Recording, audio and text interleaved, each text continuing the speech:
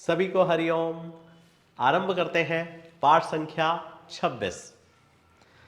पिछले पाठों में मैंने आपको मेष राशि से लेकर कुंभ राशि तक योग कारक, अकारक और बाधक को समझाने का प्रयास किया है। आज हम शुभ ग्रह, अशुभ ग्रह को जान चुके हैं। मित्र, शत्रु और सम को भी हम जान चुके हैं और योग कारक, अकारक और बाधक को समझने का आज हमारा आखिरी राशि मीन राशि है, जिसे हम समझने का प्रयास करने जा रहे हैं।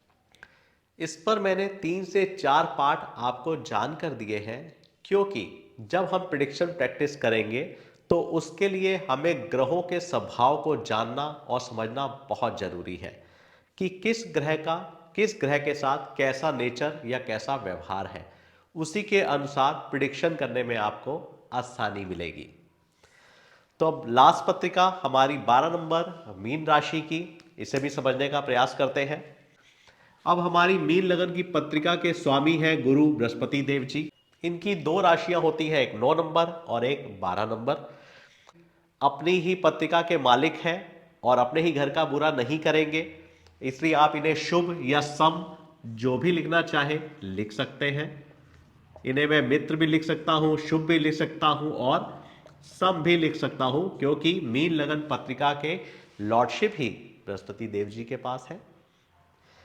अब हमारी 2 राशियां हैं बुध देव जी के पास, एक चौथे घर की और एक घर जिसे हम मारक हाउस कहते हैं। अब बुध देव जी को एक अच्छा स्थान मिला है और एक बुरा स्थान मिला है, तो इसलिए हम इन्हें सम कहेंगे। और यहां पर भी आपको नैसर्गिक मित्रता में देखने को मिल रहा है, बुध देव बृहस्पति देव जी को सम मानते हैं। अब हमें नैसर्गिक मित्रता भी देखने को मिल रही है और तात्कालिक मित्रता भी देखने को मिल रही है। अब हमारे दूसरे नंबर घर में मंगल देव जी की मूल त्रिकोण राशि है। इनकी एक राशि दूसरे स्थान मारक हाउस में और दूसरी राशि मूल त्रिकोण, त्रिकोण का सबसे अच्छा स्थान मूल त्रिकोण में मंगल देव जी की दूसरी राशि है। तो एक बुरा स्थान है और एक बहुत ही शुभ और अच्छा स्थान है, तो इसलिए हम इन्हें सम कहेंगे।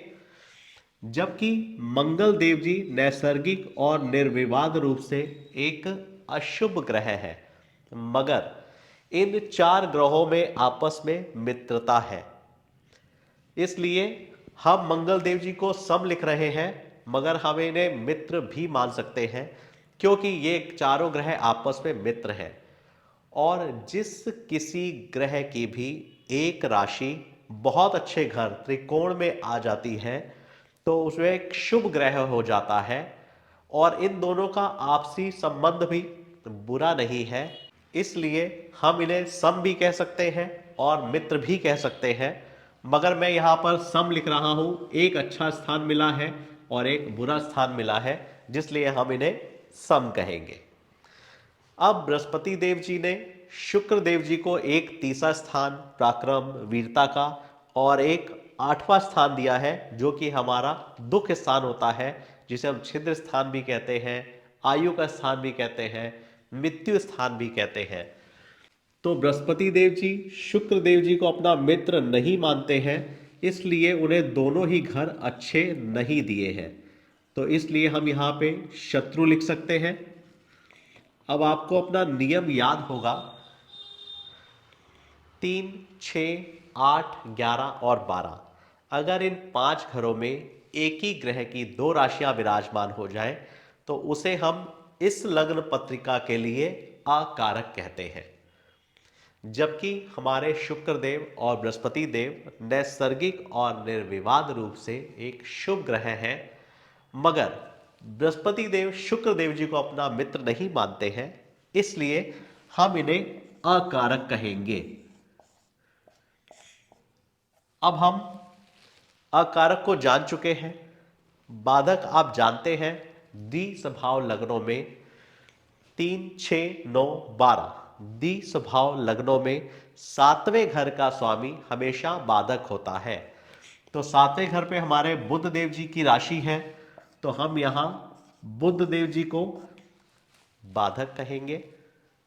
आप ये भी जानते हैं कि इस नियम को मैं बहुत महत्वता नहीं देता हूं, अगर हमारे विद्वानों ने किताबों में, शास्त्रों में इसे लिखा है, इसलिए मैंने आपको हर बार बताने का प्रयास किया है। अब हमारी 4 नंबर और 5 नंबर दो राशियां बचती हैं। बृहस्पति देव जी ने चंद्र देव जी को एक योग कारक स्थान दिया है, जो त्रिकोण का स्थान है, जिसे हम योगकारी कहते हैं।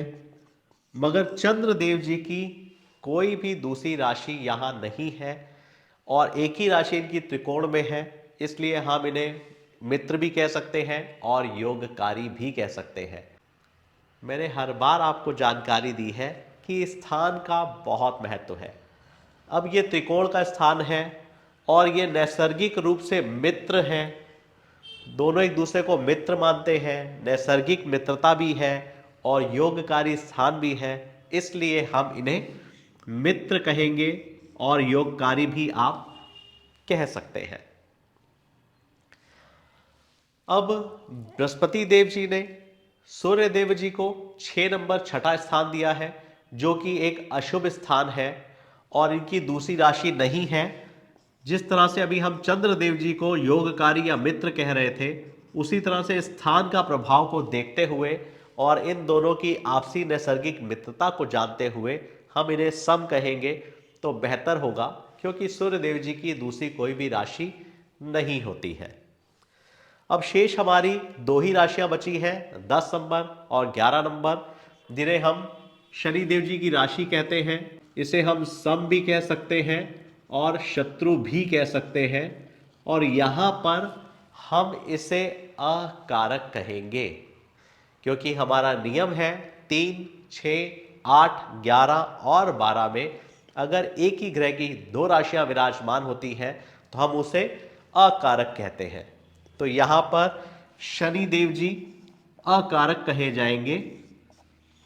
तो यहां पर बृहस्पति देव जी शनि देव जी को और शुक्र देव जी को दोनों को अपना मित्र नहीं मानते हैं, इसलिए यह दोनों ग्रह अकारक हो जाते हैं।